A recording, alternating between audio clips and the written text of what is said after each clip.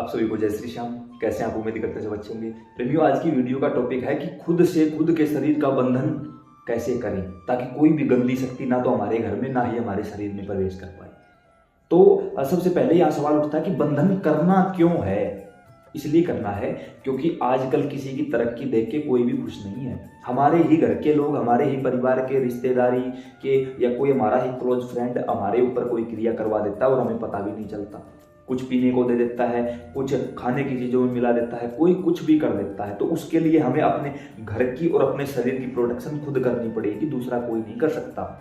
इसलिए जरूरी है। उसके साथ कई बार क्या होता है कि हम देर सवेर चौक चौराहे से निकलते हैं तो वहां जो चौराहे पर वायुमंडल में कोई छोटी मोटी भूत प्रेत पिशाच की शक्ति घूम रही होती है, वो हमारे साथ चल पड़ती है।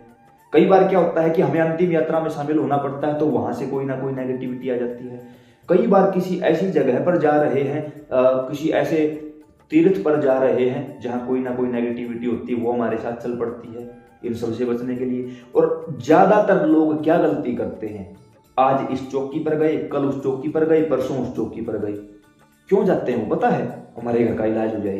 किस चीज से? उनको पता ही नहीं है उनके घर में परेशानी क्या है ना। बस मैं दुखी हूं, क्यों दुखी हूं ये मुझे भी नहीं पता।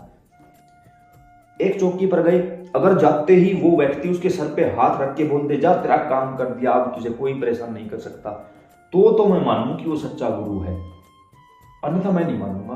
फिर मैं अगली बार नहीं जाऊंगा उस चौकी पे। अरे भाई, ऐसा नहीं होता है।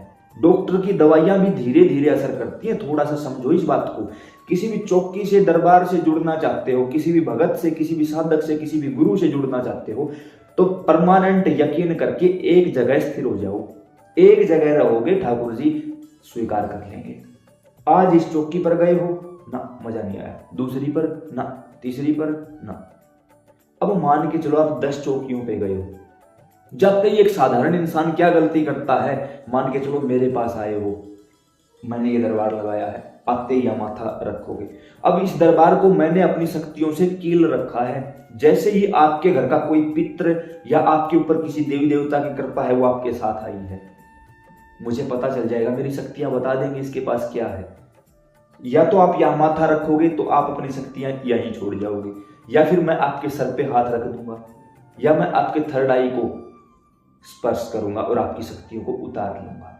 क्योंकि आपको तो नहीं पता कि मैं कौन हूं, मैं कैसा हूं, मेरा स्वभाव क्या है, मेरी प्रवृत्ति क्या है। और मुझ जैसे पाखंडी लोग सिर्फ शक्तियां इकट्ठे करने के चक्कर में हैं कि हमें ज्यादा से ज्यादा शक्तियां सिद्धियां घर बैठे मिल जाए, हमें नहीं जाना कहीं पे, और आपकी शक्ति उतार ली गई, आपको पता भी नहीं चलेगा। कर दी ना गलती। इसलिए कहता हूं, जहां यकीन हो उस एक दरबार से जुड़ जाओ, भागो मत कहीं भी।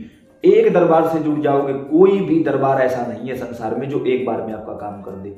वो भी आपको क्यों बोला जाता है आपको कि 5 फेरी लगाओ, 8 फेरी लगाओ? कारण है, काम तो 2 से 3 फेरियों में हो जाता है। उसके बाद क्यों बुलाया जाता है? डॉक्टर भी क्या कहते हैं कि पहले तो ये दवाई खा, इससे तेरा शरीर ठीक होगा, यानी तेरी बीमारी ठीक होगी, और फिर ये दवाई खा। ये क्यों? अब इम्यूनिटी सिस्टम भी तो बढ़ाना है, अब अंदर की पावर भी तो बढ़ानी है। इसीलिए आपको 5 या 7 फेरी बताई जाती हैं। 5 फेरी क्यों? काम तो 3 फेरियों में आपका हो जाएगा, लेकिन बची हुई जो 2 फेरियां हैं वो आपको प्रोटेक्ट करने के लिए, आपकी मजबूती के लिए। लेकिन हम लोग क्या सोचते हैं, आराम तो हो गया, अब क्या जरूरत है, नहीं, अब कोई नहीं, ठीक है। किसका कम किया आपने? अगर कोई एक व्यक्ति किसी दरबार में नहीं जाएगा, क्या वो दरबार बंद हो जाएगा? ना, सवाल ही पैदा नहीं होता। आपने किसी दूसरे का नहीं, अपना खुद का बुरा कर लिया। इसलिए ये गलतियां नहीं करनी है। अब बंधन कैसे करना है खुद से? सबसे पहले तो मैं ये कहूंगा, आप किसी योग्य गुरु की शरण में जाके गुरु मंत्र लेके गुरु मंत्र का 5.25 लाख जाप कर दो।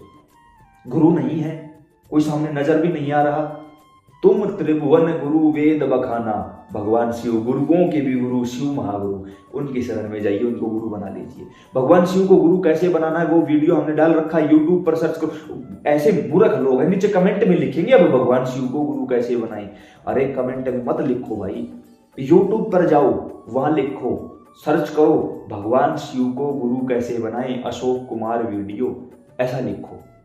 उस वीडियो में हमने करके दिखाया है, क्या सामग्री लगेगी, कहां जाना है, क्या बोलना है, क्या करना है, सब कुछ करके दिखाया है। गुरु बनाओ, बीज मंत्र ओम नमः शिवाय का जाप करो, शांत मंत्र है, कोई भी प्रॉब्लम नहीं होगी। 5.25 लाख जाप कर दो। 5.25 लाख जाप से होगा क्या? सबसे पहले जिस आसन पर बैठकर करोगे आसन सिद्ध हो जाएगा, जिस मंदिर में बैठकर करोगे मंदिर सिद्ध हो जाएगा, जागृत हो जाएगा, आपका शरीर का अंतःकरण शुद्ध हो जाएगा, फिर बाह्यकरण शुद्ध हो जाएगा, ऑरा की कम से कम 3 मजबूत लेयर बन जाएंगी, प्रोटेक्ट हो जाएगा आपका शरीर। उसके साथ आपका विशुद्धि चक्र जागृत हो जाएगा, मतलब बोलने की शक्ति। जिसके लिए बोलोगे बाबा इसका काम कर दो, उसका काम हो जाएगा। आप लोग बोलते हो ना मुझे, भाई आप अरदास लगा दो, बाबा आपकी सुनते हैं। अरे वो मेरी क्यों सुनते हैं? क्योंकि विशुद्धि चक्र जागृत है भाई, इसलिए सुनी जाती है। मैं आप लोगों से कहता हूं जिस रास्ते मैं गया हूं आप लोग भी उसी रास्ते जाओ। भगवान शिव को गुरु बना के 5.25 लाख ओम नमः शिवाय का जाप करो, विशुद्धि चक्र तुरंत एक्टिवेट हो जाएगा। जो बोलोगे तुरंत प्रभाव से काम होगा। करके देखो इस चीज को। सबसे पहला तो काम है ये, विशुद्धि चक्र एक्टिवेट हुआ, फिर क्या करोगे? मंत्र जागृत हुआ, मंत्र सिद्ध हुआ, मंत्र की सिद्धि प्राप्त हुई, भगवान शिव और माता पार्वती से जुड़ी हुई हर शक्ति आपके साथ चल पड़ेगी। उसके बाद उस देवता के नाम के 11 रुपए उसके चरणों में रख के संकल्प करो, हाथ में जल लेके कि मेरा नाम ये है पितापति। चलो करके दिखाता हूँ, वैसे तो हर वीडियो में दिखाता हूँ, लोग बोलेंगे हर वीडियो में दिखा देता है। राइट हैंड में जल लेके मेरा नाम ये है, पितापति का नाम ये है, इस जगह का स्थायी निवासी हूँ। इस समय पता नहीं कौन मेरे शरीर पर क्या करने की सोच रहा है, या नहीं भी सोच रहा है तो भी बाबा शाम, बाबा हनुमान, या जो भी देवी देवता को आप मानते हो, आप कृपा करिए मेरे शरीर को आप अपनी सुरक्षा प्रदान करिए, मेरे शरीर को आप अपनी सुरक्षा प्रदान करिए। ऐसा बोल के जल छोड़ दो।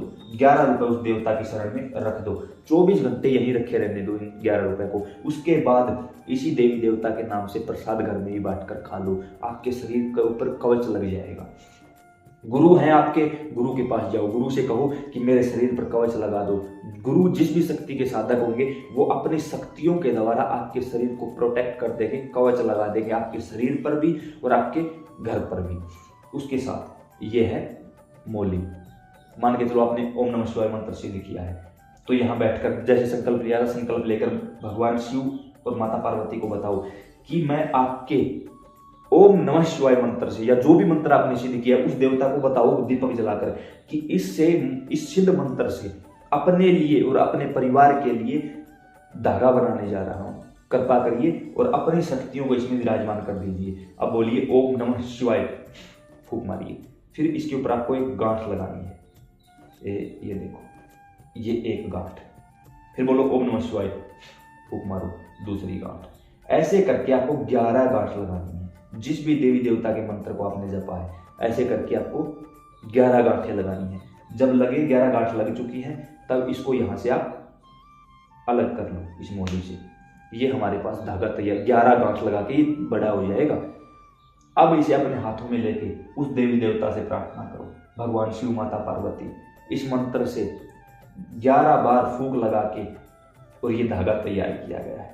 अब इस धागे को जागृत कर दो और जो दीपक जल रहा है उसके ऊपर से 11 बार क्लॉकवाइज घुमाना है। ओम नमः शिवाय, ओम नमः शिवाय। अब 11 बार कैसे गिने? हाथ में लिया, ओम नमः शिवाय 1 2 3 4 5 6 11 बार। 11 बार ओम नमः शिवाय का जाप करो, प्रणाम करो और इस धागे को खुद भी पहन लो। घर में जितने लोग हैं उनको पहना दो। एक छोटा सा धागा और एक्स्ट्रा बना के घर का जो मेन दरवाजा है उसके ऊपर इस तरीके से बांध दो कि किसी को दिखाई ना दे। उसके बाद आपके घर में या आपके शरीर पर ना तो कोई गंदी शक्ति भेज सकता है, ना कोई नजर लगेगी, ना कोई भी प्रॉब्लम होगी। और अगर कोई करना भी चाहेगा तो आपके घर के देवी देवता तुरंत आपको सपने के माध्यम से सचेत कर देंगे कि पूजा पाठ बढ़ाओ, कोई ना कोई कुछ करने वाला है। कोई भी कुछ करेगा तो वो शक्ति आपके घर के बाहर तक तो जरूर आएगी, लेकिन आपके घर के बाहर जो प्रोटेक्शन बनी हुई है देवी देवता की, गण शक्तियां, योगनियां, दूत, वीर, महावीर मौजूद हैं, वो तुरंत उस शक्ति को हटा देंगे। बाहर जा भाई, यह हमारा काम है। और शक्ति शक्तियों के वचनों में होती है, वो तुरंत, चाहे वो अच्छी शक्ति हो चाहे वो गलत शक्ति हो, तुरंत वापस लौट जाएगी। जब तक आपके घर के देवी देवता उसको इजाजत नहीं देंगे, ना तो वो आपके घर आ सकती है, ना ही आपके शरीर पर आ सकती है। तो उम्मीद करता हूँ ये बेशकीमती जानकारी समझ और पसंद आई होगी। अन्य प्रेमियों के साथ भी इसको शेयर करो ताकि उनको भी समय रहते इन चीजों से छुटकारा मिले। जय श्री श्याम, राधे राधे।